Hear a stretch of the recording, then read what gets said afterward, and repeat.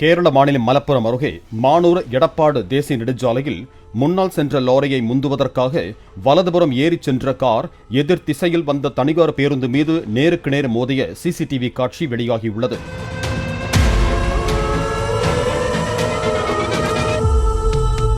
விபத்தில் காரின் ஒரு பகுதி உருக்குலைந்து போன நிலையில் ஓட்டுநர் லேசான காயங்களுடன் உயிர் தப்பினார்.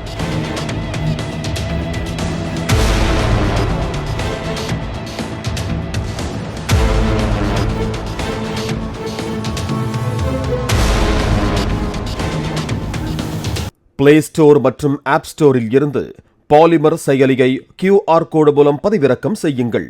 செய்திகளை உடனுக்குடன் பெறுங்கள்.